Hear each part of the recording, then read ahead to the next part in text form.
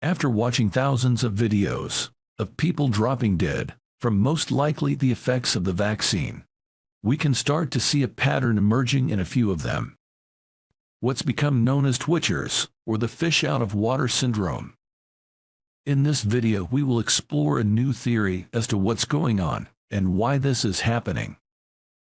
There are a number of common factors in the videos of people suddenly collapsing. The victim is inside a building, often a large structure like a railway station, which due to the roof spans will likely have a lot of metal in the construction. Or the victim is inside a vehicle which is made of metal. Or in a building which has a lot of heavy concrete structure, like a shopping center. The victim is using a mobile phone at the time of the collapse, or is in close proximity to people who are using phones. The victim is just fine 1 minute, with everything seemingly normal for them. Then, very suddenly, they become disoriented, collapsing and convulsing, usually with limbs shaking. And at the end they stretch out.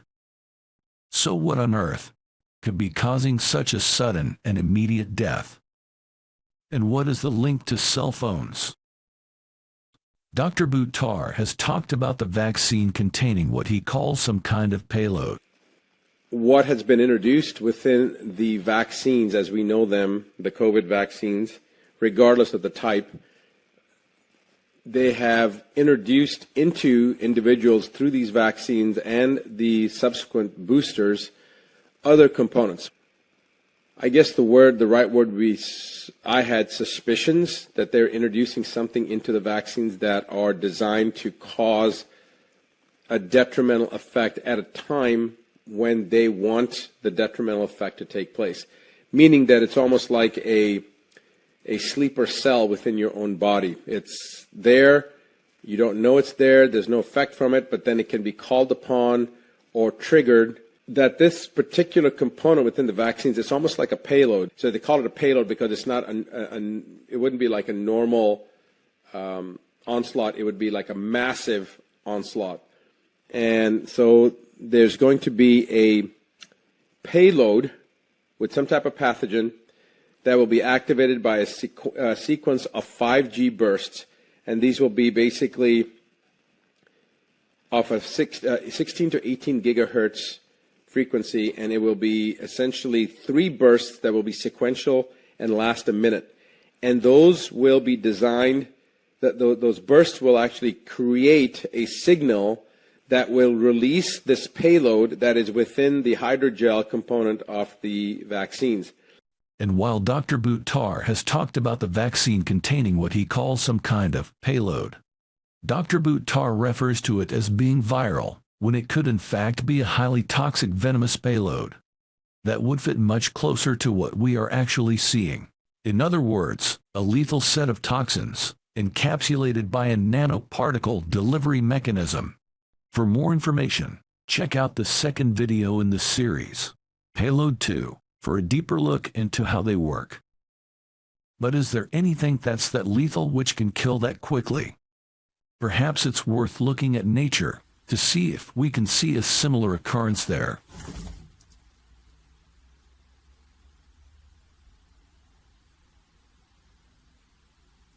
ASF Rat Gang, get your ass down, boom. And she's in the hide too, by the way. I don't know if it's the man. Boom, got him. Oh, shit. Come on, cuz. Stretch gang, bitch. Open your mouth, boy. The snail is hidden under the sand. They have a siphon that sticks up. The siphon is kind of like a nose. It can smell If there's prey in the water, then the proboscis comes out, and it's kind of like a tongue. And on the tip of the tongue is a harpoon, which is filled with venom. And then when they harpoon the prey with the venom, their venom has things in them that will shut down everything, basically, in the prey. Blood sugar, locomotion. The prey then instantly becomes paralyzed. Its mouth or rostrum opens really wide, and it will then engulf a fish or a worm completely whole. Snails can mix together hundreds of different venom elements to pack a powerful punch. It is strong enough to kill people. It's been described as a cocktail of chemical components, and it is very varied. The record is 800 different proteins, molecules in that venom. Researchers are mining this pharmaceutical vault, intrigued by how precisely the cone snail's venom can act on their prey's nervous system, disabling them in a seemingly endless combination of ways. We can see that when these neurotoxins are injected straight into the prey, it can paralyze them almost immediately. Dr. Elizabeth Eads says the following. It's now proof that the lipid nano, when it is exposed to a minimum of 18 megahertz of 5G radiation, swells and releases cytotoxins. A crate venom, a cobra venom, and all kinds of other cytotoxins can be released. It could be that the toxins in the payload are combinations of ones that occur in nature, like crate and king cobra snake venom and cone snail venom, but synthesized in a laboratory. So where do the mobile phones come into this story, and why are metal buildings and vehicles significant? If Dr. Buter is correct, and the vaccine contains a set of toxins contained within a nanoparticle delivery system, then an unusually strong radio frequency from mobile phones could be prematurely bursting open the protection around the toxins and allowing them to be released direct into the bloodstream. Dense or metal-based building materials can reflect or absorb radio frequency signals, reducing the level of signal that reaches indoors. This creates coverage black spots, channel fading, and can cause transmissions to bounce off objects at an acute angle, creating signal reflections called multipath signals. This all makes it harder for the user's phone to connect to the nearest cell-based station. At these times, the phone will increase its power many-fold in order to attempt to re-establish a connection. The system-based station may also take advantage of what's called beamforming, which is a technique for directing signals to the mobile device, which needs it most. Beamforming is a technique where the antenna rays can steer and aim a beam directionally towards a phone. This uses some clever physics to concentrate the energy into a beam that gets pointed at the user. By grouping multiple antenna rays together, they can create a beam where all the waves from each antenna arrive at once. By shifting the phase of the antennas, essentially, the timing of the waves they're making, they can actually bend and direct this beam. Could it be that this radio frequency energy is sufficient in some instances to break open and release the lethal payload?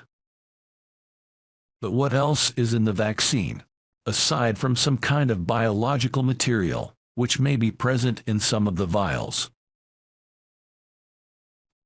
The vaccines contain metals that have been observed to self-assemble outside of the body, and, most disturbingly, metals that also assemble inside the body.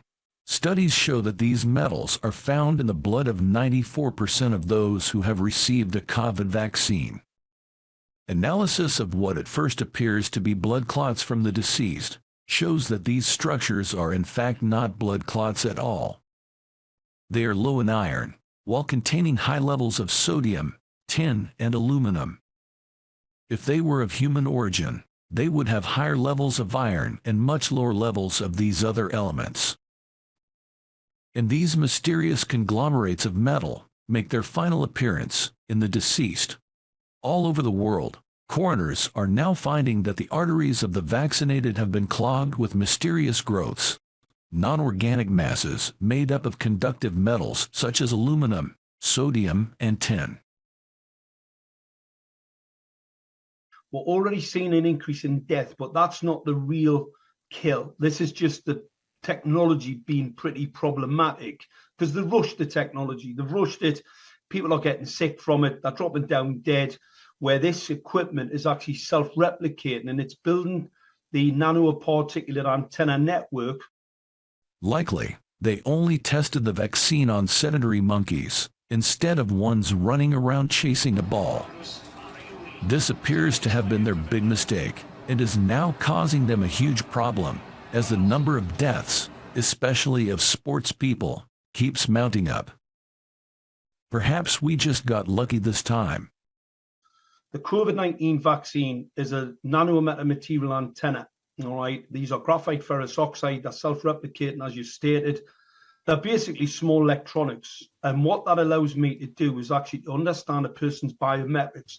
These three elements, sodium, tin, and aluminum, are all very good conductors of electricity.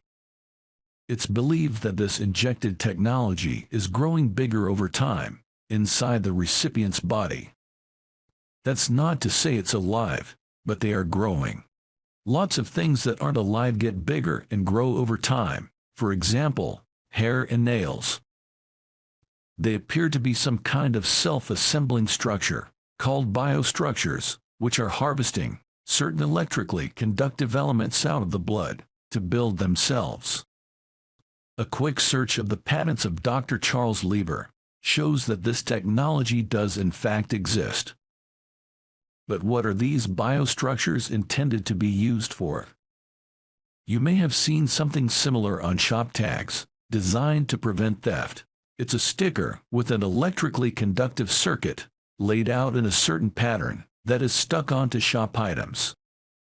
The circuit has no battery, but when a pulse of radio frequency energy is directed at the tag, it will elicit a response, an organized reflection of the electromagnetic energy. This allows the item to be tracked and traced. Is that what's going on here? Are these self-assembly aerials there to facilitate tagging and tracking of individuals? We need to understand what the interconnection is between the vaccines and the 5G network. So it's actually in that technical document. I knew of these developments. There was a DoD project to track wet wear on the battlefield. So these are biological structures that are very, very difficult to see unless you have, something you're carrying with you, or you've been injected with these nanometer materials, which allows me to light you up in a battle zone. What would be the purpose of having a tracking device and a lethal payload built into the vaccine?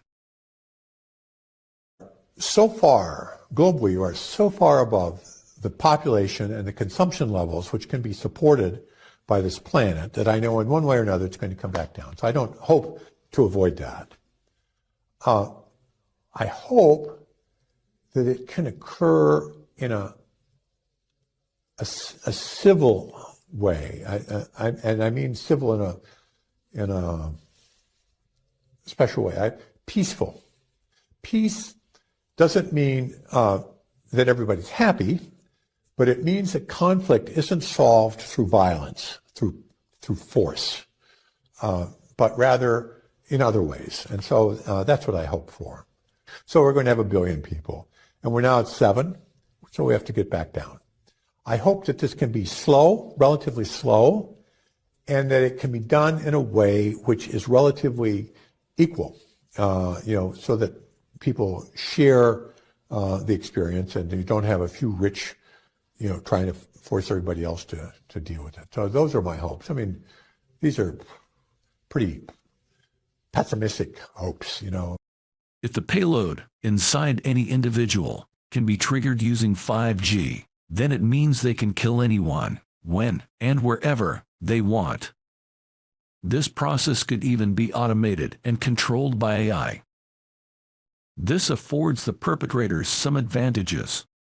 Because normal bioweapons lack flexibility, their infectivity, biological timing, and death rate curve are all preset at the time of release. and cannot be changed afterwards. If a bioweapon is too strong, it will kill too quickly and arouse a reaction. If it works too slowly, like in the case of HIV, then the kill rate will be less than the continuing population increase. However, with a triggerable payload, the die-off rate can be changed at will. This could even be managed by AI in a feedback loop. If the AI detects that there is too much civil unrest, by monitoring social media, it can drop the kill rate down. If things are quiet, and the new normal levels are accepted by the populace, it can increase the rate again. Any level that would arouse a strong reaction from the population would lead to an immediate correction by the AI system. It also could be why there are so many people dying in co-occurring circumstances. The AI may be looking for victims for which there can be plausible deniability.